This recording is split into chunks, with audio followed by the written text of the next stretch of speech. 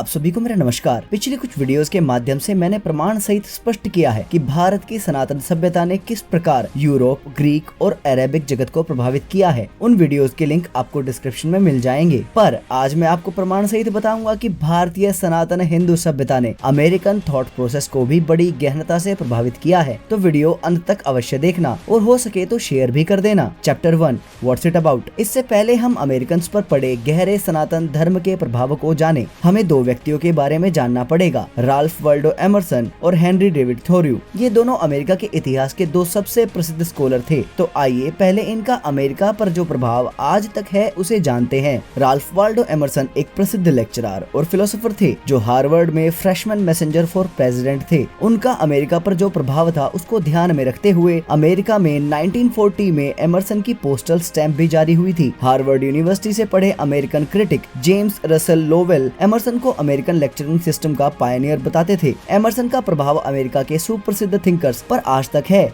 जैसे Friedrich Wilhelm Nietzsche, William James इत्यादि। Emerson को 19th सेंचुरी का सबसे इन्फ्लुएंशियल अमेरिकन राइटर माना जाता है, यहाँ तक कि उन्हें प्रोफेट ऑफ अमेरिकन रिलीजन भी कहा जा चुका है। हेनरी डेविड थोरियो एक अमेरिकन नेचुरलिस्ट, फिलोसोफर और ट्रांसेंडेंटलिस्ट थे। थोरियो की फिलोसफी सिविल डिसोबीडियंस ने मार्टिन लूथर किंग जूनियर, लियो टोल्स्टॉय और गांधी तक को प्रभावित किया था। US president JF Kennedy, US supreme court जज विलियम ओ डगलस को भी थोरियो ने प्रभावित किया था। BF स्किनर जैसे साइकोलॉजिस्ट पर भी उनका गहरा प्रभाव था। तो अब हम एमर्सन और थोरियो के विषय में जानते हैं। अब यदि मैं आपसे कहूँ कि इन दोनों की जड़ें सनातन धर्म ही है तो चलिए प्रमाण सहित देखिए। Chapter 2 Ralph Waldo Emerson and Hinduism. Ralph Waldo Emerson पर सनातन धर्म का बहुत गहरा प्रभाव था, जिसका उदाहरण मिलता है the complete works of Ralph Waldo Emerson के वॉल्यूम 8 के पेज 14 पर, जहां वो कहते हैं This belief that the higher use of material world is to furnish us types or pictures to express the thoughts of the mind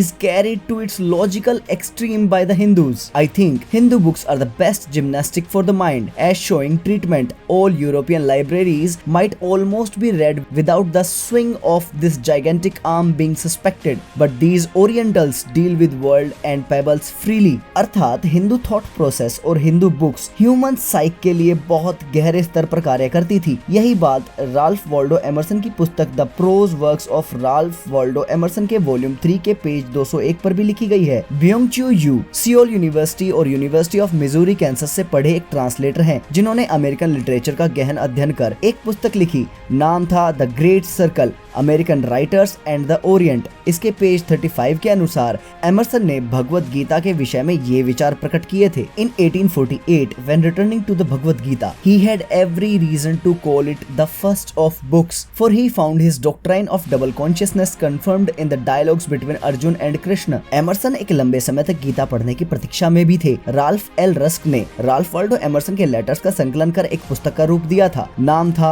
the letters of Ralph Waldo Emerson, जिसे Colombia university press ने publish किया था। इसके volume 3 के page 287 के अनुसार Ralph Waldo Emerson का mister John Chapman को 1845 में लिखा गया एक पत्र है, जिसमें राल्फ वाल्डो एमर्सन कहते हैं, there is a book which I very much want, of which this is the title, the Bhagavad Gita और dialogues of Krishna and Arjun in 18 lectures with notes translated from the original in the Sanskrit और ancient language of Brahmans by Charles Wilkins. अर्थात Ralph Waldo Emerson Bhagavad Gita का एक अच्छा translation पढ़ना चाहते थे। Philip Goldberg की पुस्तक अमेरिकन वेदा के पेज 34 के अनुसार राल्फ वाल्डो एमर्सन की पोएम हा मात्रेया विष्णु पुराण पर आधारित थी। उनका एसे इमोर्टैलिटी कथा उपनिषद पर और पोएम ब्रह्म भगवत गीता पर आधारित थी। रसल बी गुडमैन, जिन्होंने ऑक्सफोर्ड से फिलोसफी की स्टडी की, उन्होंने East West philosophy in 19th century America Emerson and Hinduism नामक अध्ययन लिखा। यहाँ पेज 625 पर लिखा है, it is clear however that Emerson's philosophy from his college days onward grew up together with his knowledge of and interest in Hindu philosophical writings. तो स्पष्ट है कि राल्फ वाल्डो एमर्सन अपनी युवावस्था में ही हिंदुइज्म से प्रभावित हो चुके थे। पेज 638 पर लिखा है कि इन अगस्त 1845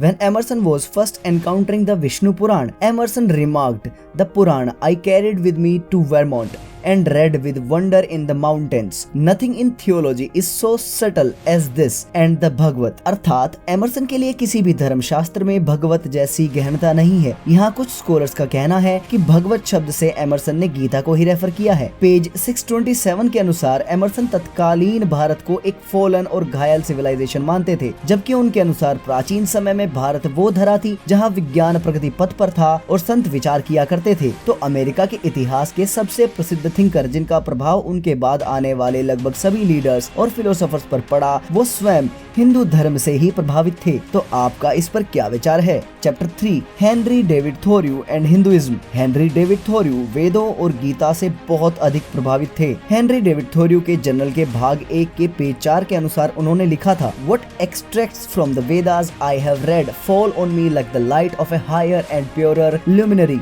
which describes a loftier course through a purer stratum, free from particulars, simple, universal.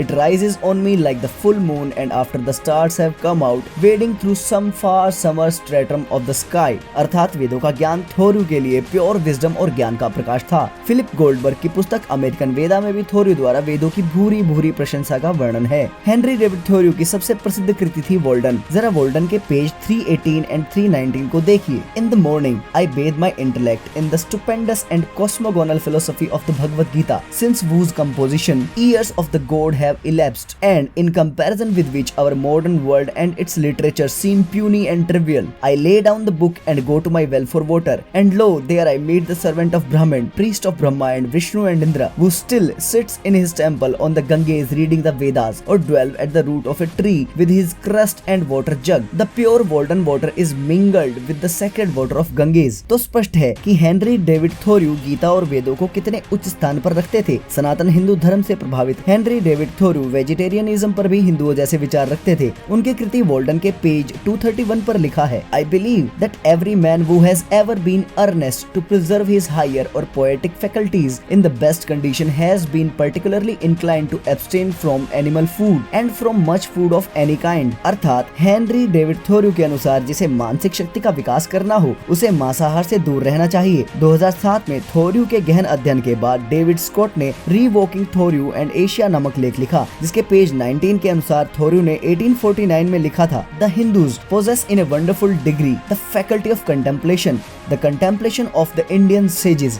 Their religious books describes the first inquisitive and contemplative access to God. Their method is pure wisdom or contemplation. इतना ही नहीं, 1849 में black को लिखे पत्र में Henry David थोरियो ने कहा था कि मैं योग का अभ्यास करता रहूंगा, कुछ सीमा तक मैं एक योगी ही हूँ। 1985 में पब्लिश्ड द थोरियो सोसाइटी बुलेटिन के पेज 8 पर एक पुस्तक ट्रांसेंडेंटल सेल्फ को कोट किया गया है, जो ईस्ट कैरोलिना यूनिवर्सिटी से पब्लिश हुई थी, जिसके अनुसार Walden is the closest to yogic system of all major American writings. तो जिन स्कॉलर्स ने पूरे अमेरिका के लीडर्स, फिलोसोफर्स, इंटेलेक्चुअल्स की सोच को आकार दिया था, उनकी सोच को सनातन ग्रंथों ने आकार दिया था। फिर भी अपने ही लोग आज इंफीरियरिटी कॉम्प्लेक्स से ग्रसित हैं। पर आप चिंता ना करें, क्योंकि सत्यमेव जयते। जय श्री हरि।